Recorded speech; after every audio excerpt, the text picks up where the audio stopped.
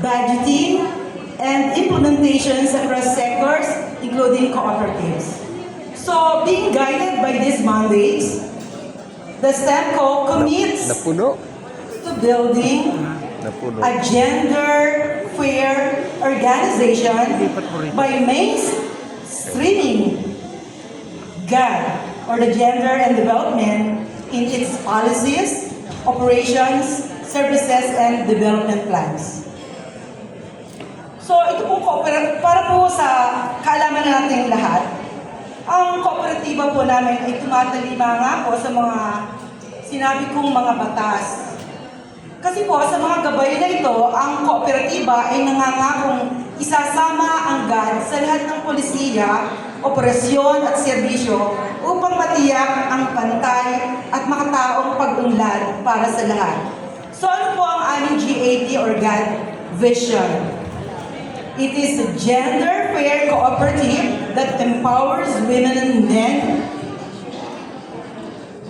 equally, promotes respect, inclusivity, and equitable access to services and opportunities. Mapapansin nyo, kahapon lang po kami nagsimula, pero dahil po na-overwhelm kami sa turo ng ating professor, the resource person, Ma'am Mags Garcia.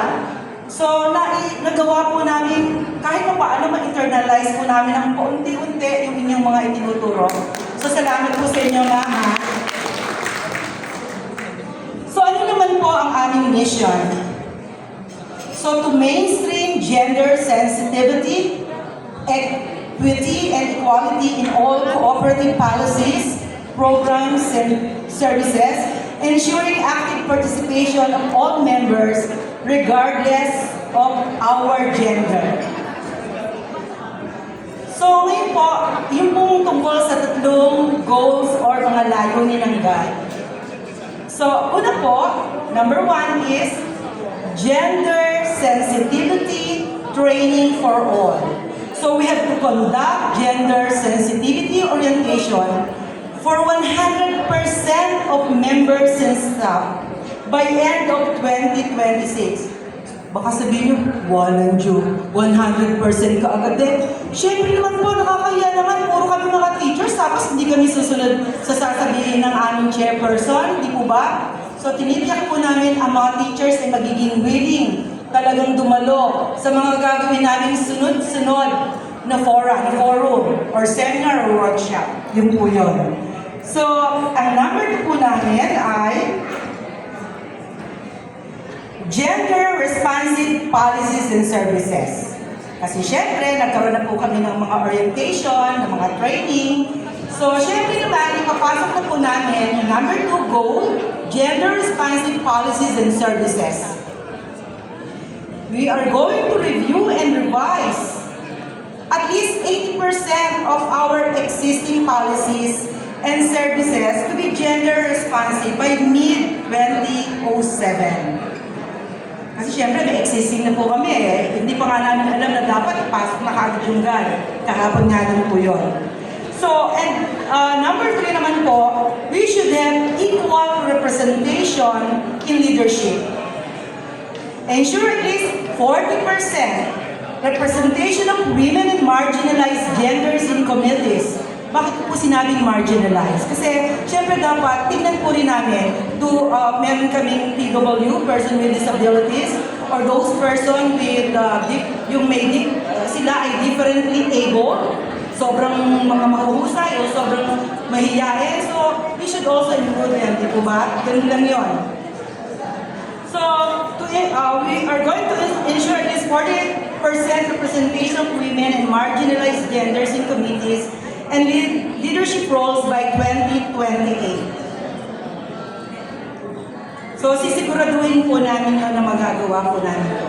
So, ang aming pong GAD organization, ipinangalanan namin STEMCO GAD Committee, ang aming pong focal point person, mula sa BOD, ako po yun, si Rosalina Izon Balagat. Ang member ko po ay si Leonilo Batino, Licerio Cabral, Andres Maglian, Sheila Hipolito. At syempre po, ang aming magiging consultant ay ang aming chairperson, si Mr. Joe Mendoza. So, dito po sa aming goal number 1, kung saan dun po kami talaga, syempre doon ka dapat magko-concentrate muna at baka ma-overwhelm ka naman sa dami. So, yung goal number 1 namin na gender sensitivity training for all, na wherein we are going to conduct gender sensitivity orientation for 100% of members and staff by end of 2026. Ang gender issue po namin on Monday ay the lack of awareness on gender sensitivity among members and staff. Ibinasi po namin yan sa RA 9710 and PPRGD na nabanggit ko po kanina. So, ang aming po magiging gag or outcome or result statement is increase gender awareness and sensitivity among cooperative staff and members.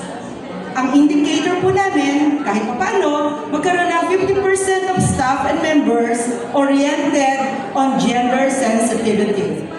Ang baseline po namin, medyo bababaan natin ito. Maaring only 10% of members and staff attended any gender-related orientation in past years.